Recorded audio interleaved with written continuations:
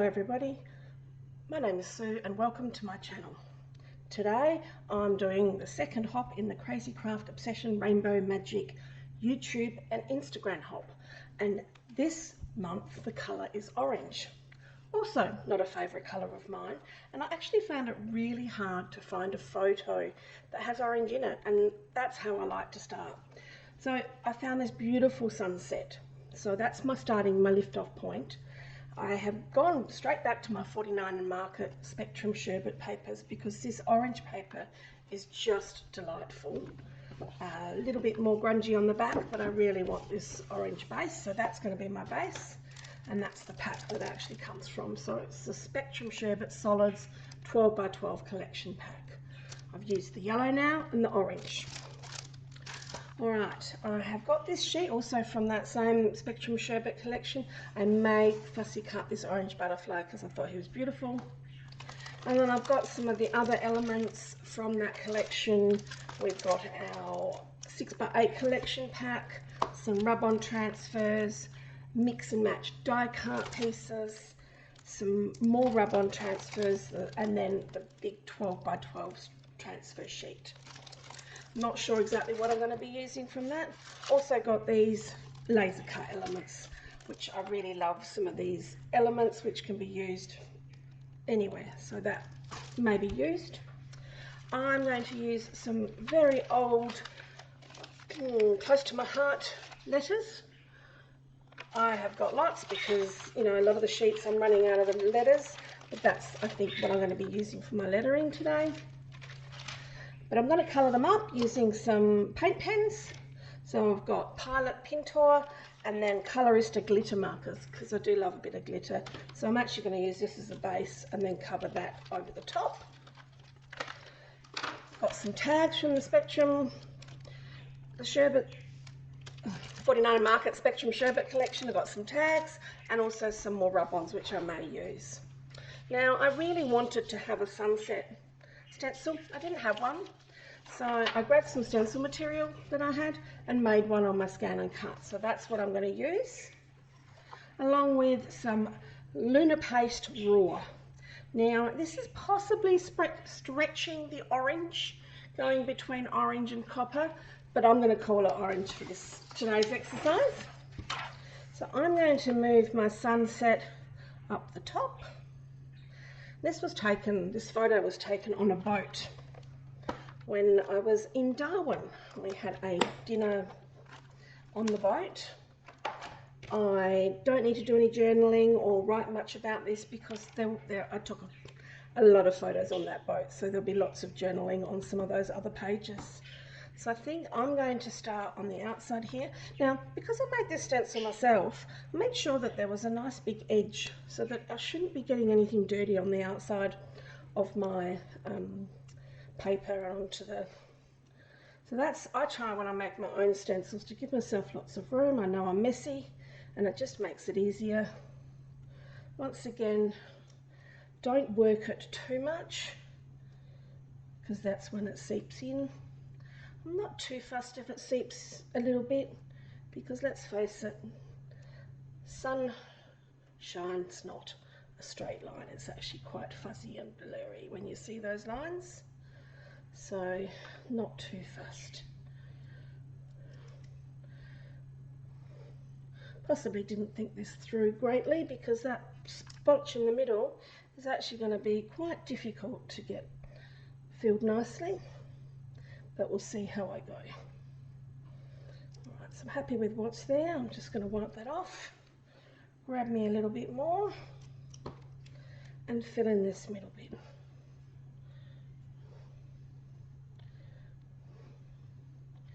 I really don't want too many lines in it.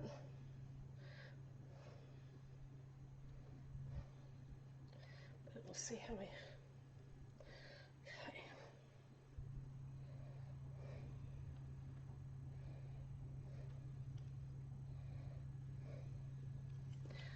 Let's see if a bigger brush will make that job a little bit easier. Now these are silicone brushes. Yes, that works much better. Perfect. I'll just rub these once more, make sure there's no harsh lines Right, now the next thing I'm going to do is, and I pre-prepared some of these earlier because I'm pretty sure you didn't want to watch me colour all these in. I didn't want to leave the letters white. It is a colour challenge, we're supposed to keep the same colour. So I'm going to colour them with this Pilot paint pen. Now, you need to give them a shake. And this paint pens just go over the top of this so beautifully. And I just go around and make sure there's no white. So I'm doing the top. They do work better when you're more upright, but I am trying to give you a chance to see what I'm doing. So just getting into all the little corners.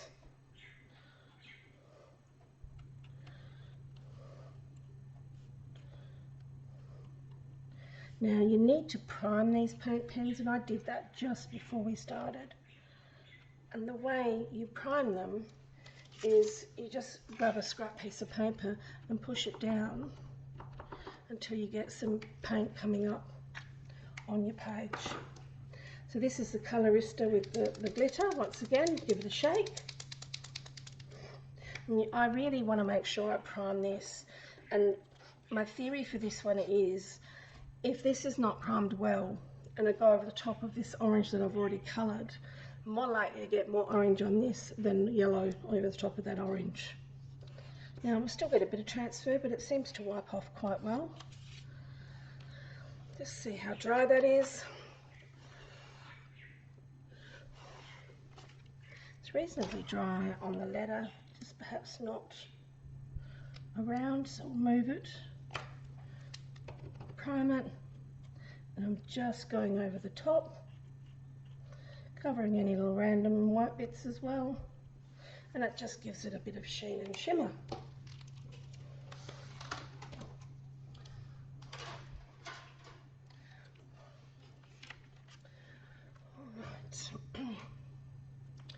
Now let's get back to this page. It's actually looking reasonably dry. There's a few little thick spots here, so I'll just be a little bit careful. My plan was to place my photo sort of right in the middle of that sunset and let it peek out the top.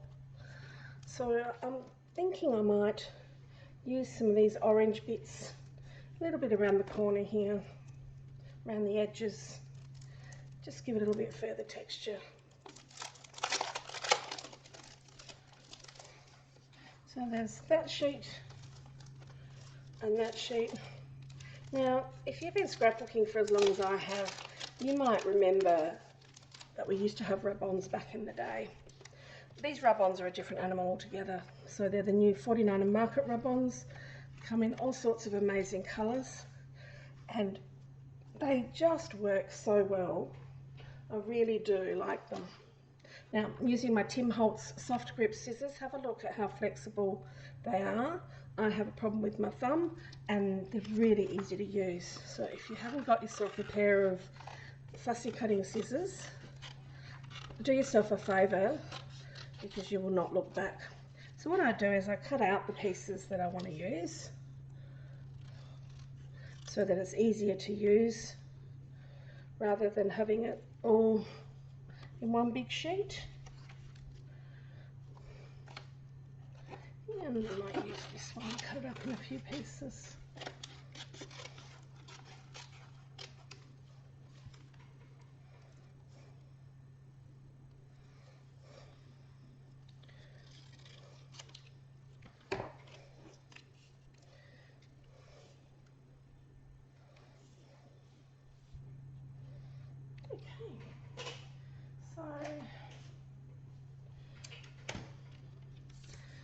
Just pull off the backing, place it on. I like to have it go off the edge so it looks a little more natural. Give it a rub. It's not, you know, there's nothing special you have to rub it with. You can rub it with almost anything. And then I lift it up a bit and see if it's coming. So there's still some bits that haven't been rubbed. And you can see where it's come off properly. It's a little bit paler. So you just rub it until it's all gone a little bit pale. Might use the bigger end of this. A little bit less work involved. Alright, you can see how it's gone pale and it almost comes off all by itself. It's a bit over the edge there and it really comes off easily. So you can use these to make any page look like you've done an awful lot of mixed media, even if you haven't.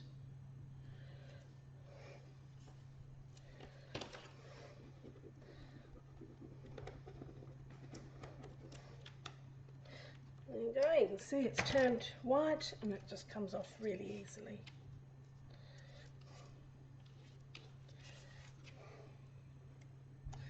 So much better than the ones we used to have in the good old days.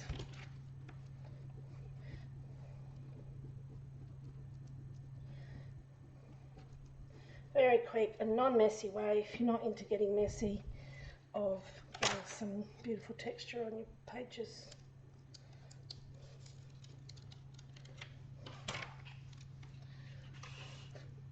I'm only doing it in those spots because I know where my photo is going to be, and there's no point decorating underneath your photo because you're not going to see it. That one came off really easily. Look at that.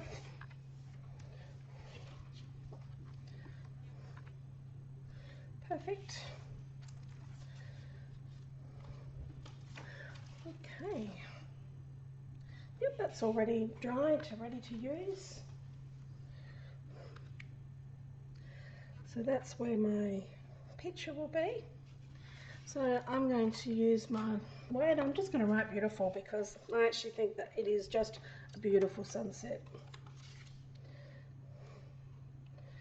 And I might stick my photo down first.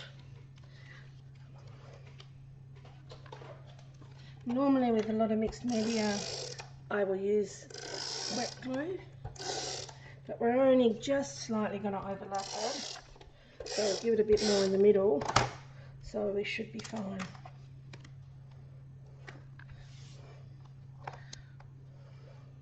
And look, I've managed to get something off of my photo, so I am actually not going to stick that photo down because I'm going to reprint it and stick it on later. I will put this here so it doesn't get sticky on anything I don't need.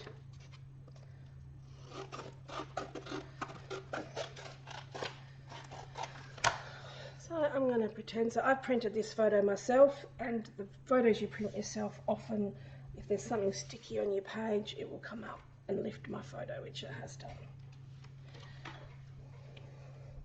I'm going to stick these down here, and I think I will just make it so that the top doesn't get stuck. And after I've finished, I will actually go back and make sure that these are all stuck down properly. I think I'll move them over a little bit.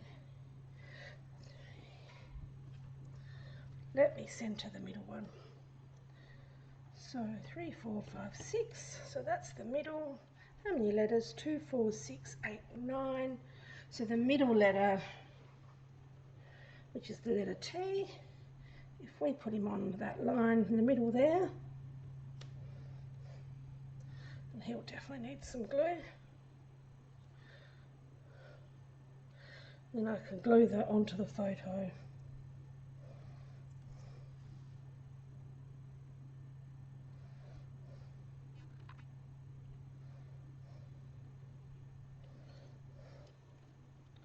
B, E, A,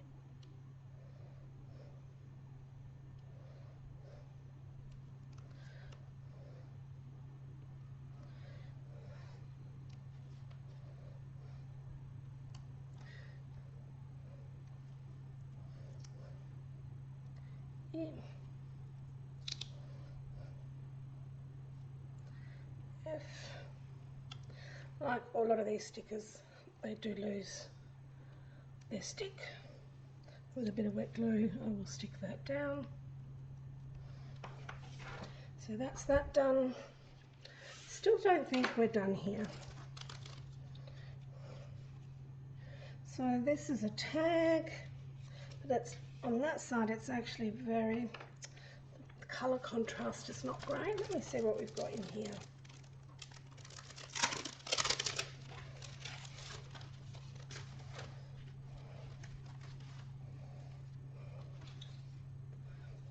Here's a really pretty coloured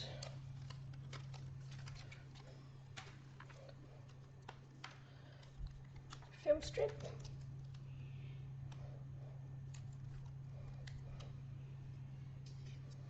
A bit more contrast on that side, that works well.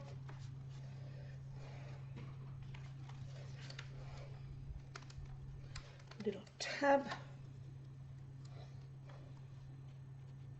I'll stick him down.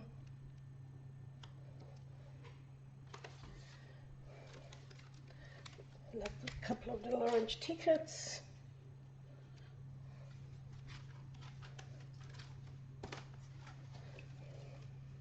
Don't know that the lace suits. Another thing I love about these 49er Market is this is the packaging, and you get elements to stick, to use for layering on the back, which I think is pretty awesome.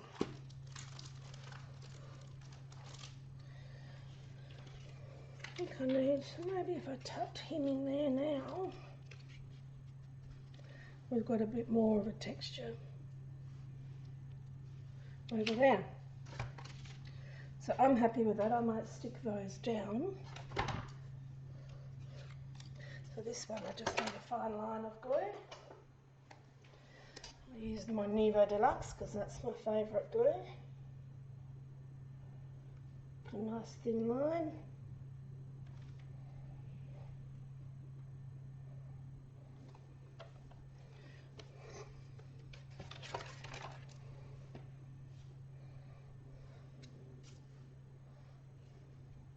Stick him there.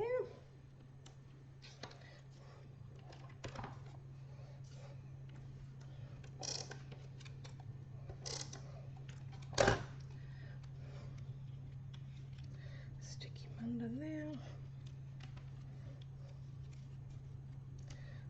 With that ticker here. Now normally I would perhaps add a bit more height, but then this photo won't stick flat and I can't have my words stuck down on below.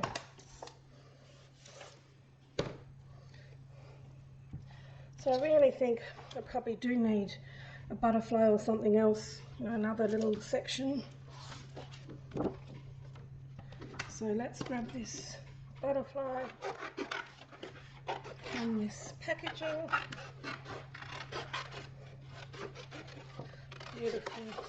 Looks like a monarch butterfly to me. And you know, the key to fussy cutting is you keep your scissors still and move your paper. Much easier on your hands. It gives a bit of a smoother cut. I'm not a fan of fussy cutting. But sometimes, and this is why I like all the laser elements and the rub-ons, much easier than having to fussy cut. Some people love it. Now, I don't want a white border around this, and there's no way I'm going to be able to cut out the butterfly's antenna. So we're going to lose the antenna, and I can draw them in later. And I think I will bend his wings up and stick him down there. So that way I'll only put some glue on his body and his wings can sit up a bit. Oops, I meant to make sure he's on the page, otherwise I won't be able to fit him in the page protector. Alright, now I'm going to give it some splatter. I need to find the right colour. I need an orange. Let's see what we've got. I swatch all mine. So we've got jack-o'-lantern. I think I want a flatter, not a So the Delusions Shimmer Spray Tangerine Dream, I think is what I'm going to go for. Delusions Shimmer Spray Tangerine Dream. Shaking, shaking, shaking. Get that ball moving. You see all the colours pulled at the bottom. Now normally I would put something over the top of my photo because you don't want splatters all over your photo. But of course I'm going to just replace this photo, and I'll do that before I take the still photos at the end. So it doesn't bother me if I make a mess over these photos. Well, however, move all of my other things away. Now, splattering can be messy. It doesn't always go where you want it to go. So this is where I use puppy pads. Don't have a puppy, but these puppy pads are super absorbent, and you can reuse them again and again to get the splatters where you want them. Now, this is not in the middle.